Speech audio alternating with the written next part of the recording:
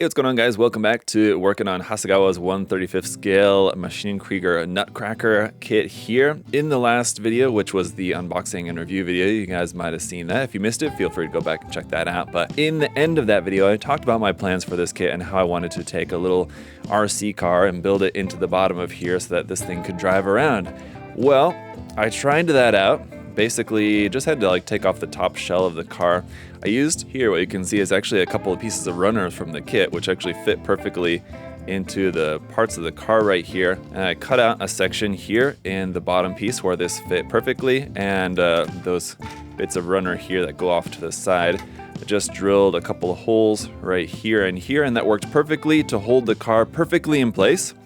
And it was great. It was perfect, easy. Well, it was actually kind of a bit of a challenge and took a bit of time to cut out this bit here. The problem was that just with the bottom piece on it, it could still drive around, and this thing was not very powerful. I mean, and again, if you guys remember, there's only a forward and a back button, so it can only go forward and back.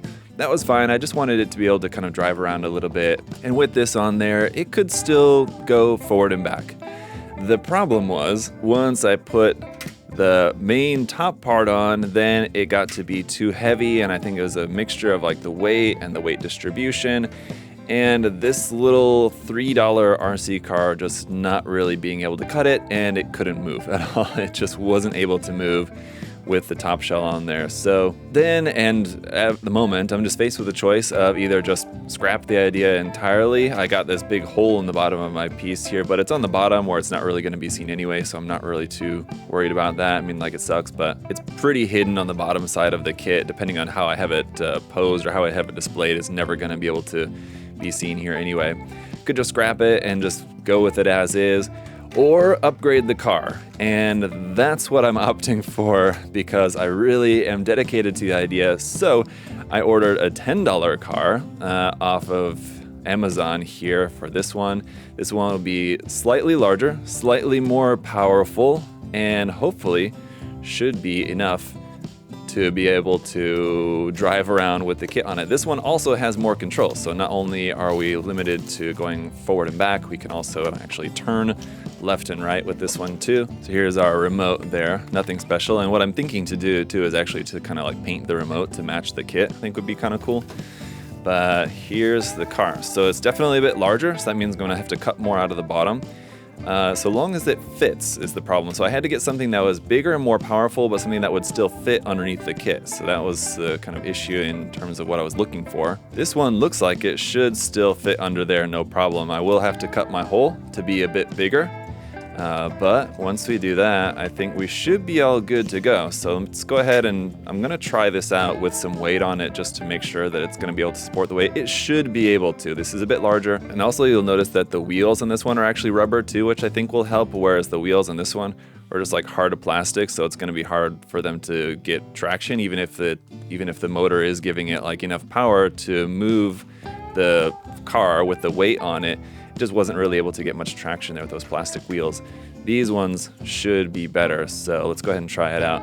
A few moments later. All right, so back from testing the car out there, and I think it's gonna work just because for a couple of reasons. Number one, it's larger. This one has 3 batteries in it instead of 2, so I figured it's gonna be more powerful. Yeah, I definitely think that those rubber tires are helping. The other cool thing about this is that it's got LEDs in the front too, so I can see how much wire, once I get the top off of this, I'll see how much wire we have to work with. So we'll see on that, but for the meantime, I gotta disassemble this a bit, do some more cutting of this to be able to get it to fit into the bottom plate, and we should be in business. 5 minutes later. All right, so I got the top off and got the hole cut wider and got it set in there pretty much the same way that I did with the other one, except that I had to add some kind of these mounting points here, basically to use, again, these parts of the runner to connect the bottom plate here to the car. Had to stick another just couple pieces of runner into the front of here just to kind of keep this from leaning too far back, actually, I guess it would be, and test it out, and it actually works really well. I'll show you guys here in a minute, but the other cool thing is that when it's going, it has those lights on there. Now I thought, well, what could I do with the lights? Either I just kind of tuck them underneath, and then when it's going along, we might see some light kind of coming from coming from underneath or something, or if I could build those into the kit in a way, it might be kind of cool. And as you guys may know, actually the kit has a spotlight on it. This part right here is meant to be a searchlight, if I can not remove all that off here. So let's see. This is our searchlight part here, and I've just got a piece of tape over it because it is an actual clear part there. Now what I'm thinking I could do is just drill a hole up through the bottom of that and through my kind of where this is set into, set the LED up in there, just assuming that the cord is long enough. And actually the way that the lights are set up on here, the cord is definitely long enough for at least getting this the one farther light up into the searchlight in there. So I think I'm gonna go ahead and do that because that'll be really, really cool. The second light will just be down like kind of inside the top part there. I'm not sure if there's really too much else that I can do with that. I'll think about it, but let me go ahead and try to get this modified. The only thing is, actually, let's not get ahead of ourselves for a minute. The only thing is that this will need to be kind of set up into there kind of permanently. The way that I'll have to go about it is that there won't really be kind of a good way to be like trying to mess with getting this up into there and everything. It just kind of needs to be set permanently, I think. So actually, I think what I'm gonna do first is drill all the necessary holes in here, which is basically, like I said, one in the bottom of there, and then where this plugs in, right there, I'll just drill another hole right next to there that the LED lamp will be able to fit up through inside of there. And then we'll go ahead and paint everything, and then we'll kind of install like the bottom part and the LED all kind of last. I think that will be much easier because otherwise, if it's all put together, it's gonna just be kind of hard to paint. It's gonna be much easier to handle and paint this part here without the bottom part attached onto it permanently. So we'll get everything like all painted and everything, then attach that as just kind of like the last step and get like all our wires in place and everything. I think that'll probably be just the easier way to go about it. So that means for now we can just go ahead and get on with the painting. And so you can see I'm starting off by doing some sponge painting here and just kind of mapping out the camo pattern. After not really having any idea what I wanted to do for the color scheme for this, I was looking at a bunch of other different builds online just to try to get some ideas. I came across this old build of a different variant of this kit, basically a variant of the design from Max Watanabe here, and I really liked the colors and the camo pattern on this, so I wanted to try to emulate something like that here with my build. For the colors, I'm starting off with this like tan, and it's a kind of greenish gray color. It's a field gray color, often like commonly used for a lot of Machine Krieger stuff, but that's just using what I'm using as the base color. I'm gonna darken that up here in a bit with some darker gray to get that sort of black and tan basically kind of color scheme. These are just kind of the base colors that we're laying out here at this point. The other thing that I wanted to try doing with this project was painting entirely with the sponge, and it was working sort of well. It's something that I've seen done and I wanted to try doing myself. But I wasn't finding it to be working exactly right, and I'm sure I just need to practice with it some more. So I ended up doing a mix of kind of like using the sponge to lay out kind of the base colors here, then going over them with the brush a bit, some just to kind of blend the paint a bit, and then going over it with the brush more later after that. And then kind of finishing off again with the sponge at the end just to kind of blend the camo pattern on this, as you'll see once we get to the end. But always a fun process painting these kits. The main problems that I was running into with painting this entirely by sponge was just that it's kind of difficult to control the texture because you end up getting a lot of texture and bubbles from the sponge painting, and you want to try to keep that to a little bit of a minimum so that it's not coming through too much in the final product.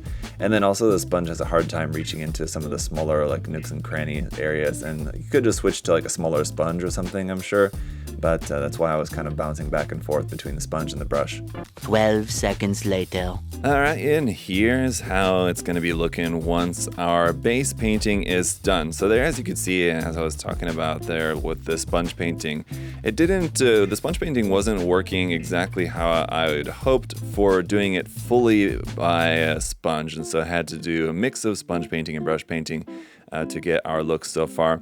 Now, the dark gray, every time, like while I was painting that, I kept thinking, well, it doesn't look quite dark enough, and darkening it, and now it ended up being pretty dark, as you can see here, maybe almost darker than I had hoped. But I think that later, once we go through with like the actual weathering and especially the final top coat and everything too, it's definitely going to light up, and you're going to be able to see more of the tonal variations there in those darker areas.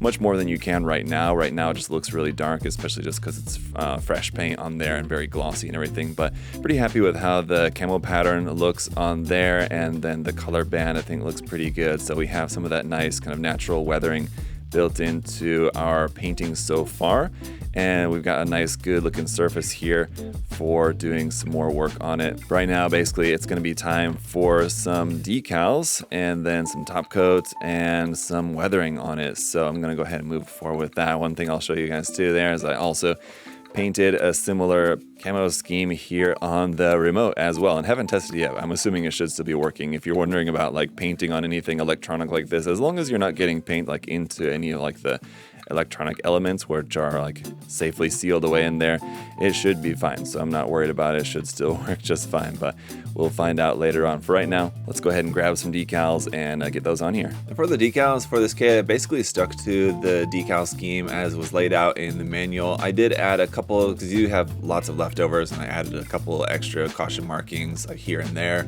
Basically, somewhere along the way for this project, I had the idea of making reference to an old song, and you guys can see that in the thumbnail for this video. I'm wondering if anybody is going to get that reference, but actually this decal set included the perfect number for that, which worked out really nicely. But here you can see I'm also doing something that I've never really done much before, and that's also using my knife to slightly weather the decal itself by just slightly scratching away at the decal here. And I did this on a number of spots on this kit just to give it a little bit more kind of realistic weathering. And here's something else new I tried with this one, actually sanding away the paint again to produce more realistic weathering. Instead of doing chipping kind of in a number of ways that you could do it with paint or whatever, you can actually just physically sand away the paint. And with this kit being molded in black, it made it perfect for just sanding the paint away in some parts here to give us much more realistic looking, very kind of nice subtle chipping or wear around on some of these sections. It ended up looking really, really good. So definitely thought that that worked out quite nicely for an extra small little step of weathering. And then also sanded on a couple of the decals here as well, where the decals are scratched away just from physical scratching. You can just sand on there just to also kind of further enhance the kind of realism of the look of the decal, or which would actually be just like a painted marking being scratched away there. Sanding that also kind of reveals the white underlayer of the decal, which again just helps make it look a bit more realistic. Alright guys, so here is the finished product. I'll give you a nice close-up look around the kit and just kind of so you can see the paint job and the modeling overall here in just a second. Just kind of wanted to show off first just kind of the functionality of this. It ended up working out so perfectly. So here's the underside, which is not painted or anything at all, just because it's never going to be visible and it's just going to be like as a functional thing here. So we can switch that on. Just had to cut out that center section there for the RC car to fit. Just use some pipes in there, just kind of plastic rods to just kind of glue that into place, and it works really, really well. I was able to drill a hole up in here behind the searchlight and into the base of that searchlight there, because that light works perfectly inside there as well. So if I go ahead and you do this here with the remote, and on the side note, here's the remote. Stuck a couple of decals on there and painted this up to match the kit. So that was a lot of fun too. And as you can see, even got like those little couple of decals on there and all that, but this works. And when that's driving, it makes the searchlight work too. Not so much backwards, it's kind of funky, but as long as it's driving forwards, the searchlight is on. So really, really cool. So glad that that like worked out so well. Wasn't planning on actually using the light, but because the first car didn't work, ended up having to get that second one. The second one had headlights, and I was able to reroute that wire up into the searchlight there. It just works out so well. So I love that extra detail of this. Yeah, I'll show you what it's like driving around outside here in a second, but just as a brief demonstration, just to here on the table, it's actually like pretty fast. So I'm gonna like very easily drive it off the table if I'm not careful. But just as a demonstration, that almost went off the table right there. Anyway, you guys get what I mean. And so just to avoid any accidents, let's just talk about the model kit here for a second. So painting went pretty good. The dark part on the top definitely came out darker than I first imagined, but I really like how it looks now with that being like pretty much black. It looks really good with like the top coat finish on it, and there's some weathering on there. It's not going to be like super noticeable, but like you should be able to see some of the effects. So I just used some Mr. Weathering color around on some spots. Basically gave it like a whole wash over the whole thing first, and then went in with like some more like targeted weathering with the Mr. Weathering color. You can see like use some like light gray to simulate kind of smoke around some of these parts here, like staining from just like some smoke and rain.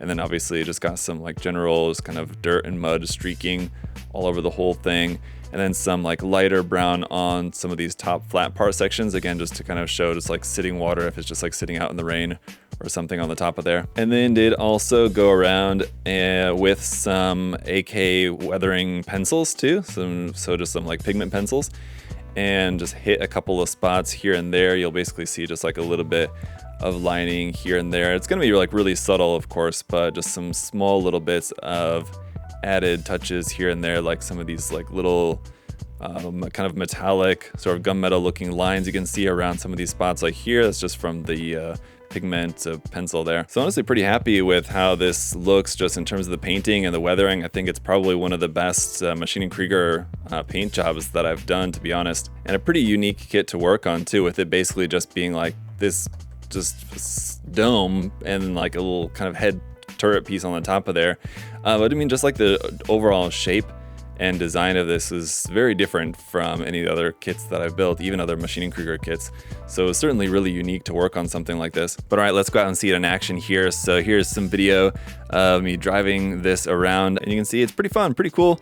Definitely not something that I'm gonna be like out driving it around every day for fun, but it was just something cool to be able to make this to do. It's kind of similar to like putting LEDs in a model kit. I mean, although this does also have an LED in it, but I mean, like, my thoughts on making a model kit like this is kind of generally putting LEDs into a kit is cool. Are you going to actually have the LEDs on all the time it's in the display, or even turn them on like once a week or once a month or something like that even? Probably not. I mean, it's cool to put them in and to be able to show it off to your friends and be like, wow, that's something really cool.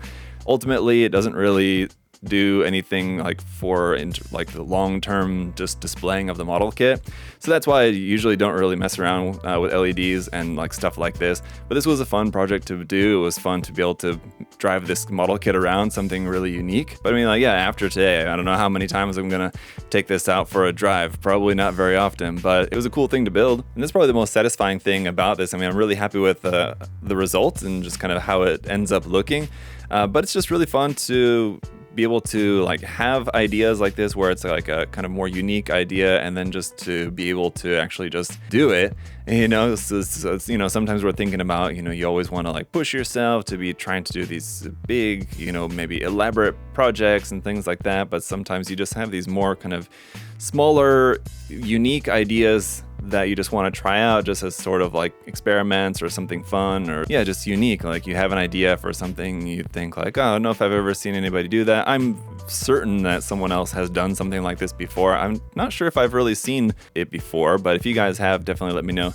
Maybe leave a link or a comment or something. I'm sure I'm not the only person who had the idea of being able to take one of these Nutcracker kits and being able to actually drive it around, but it was something that, at least as far as I can remember, I don't think that I've seen, but I wanted to try it out for myself, and I did it, and so it was cool. I'm very satisfied with the end results and glad that I was able to make it to work. After that first RC car didn't work, you know, I thought about, all right, well, I'll just build the model without the actual RC car function, but I'm glad that I gave it another try and tried it, and it worked. So I'm glad that I kind of stuck to the idea, even though it didn't work out the first time around. So it's a good lesson to learn. I hope that you guys enjoy the build here too. But let me know your thoughts down in the comment section below. What do you think about this one? And for those of you guys who have still not yet tried any Maschinen Krieger kits, definitely give it a try. I hope that you guys will maybe try one out. This is maybe a little bit more of a weird one. If you're coming from building a lot of Gunpla, building something like this, maybe something that's a little too far out of your comfort zone. I mean, by all means, I would recommend trying it if you think it looks cool. One of the Hund kits, like the Grosser Hund or the Altair or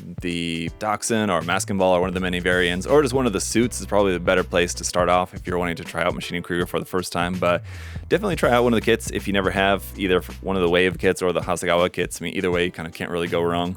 They're all a lot of fun. So that's gonna do it for this video, guys. But if you want to check out some of the Maschinen Krieger kits for yourself, you can check out the link in the video description below the video right here to USA Gundam Store. Do have some stuff available there on the website, and of course lots of paints tools and supplies on the website there as well for your modeling needs. But as always, thank you guys so much for checking out the video here today. Hope you enjoyed it. If you did, leave a like. Make sure that you're subscribed to see more in the future. But for now, that's it. And until next time, hope you guys are all having a great day. I'll see y'all later. Bye, guys.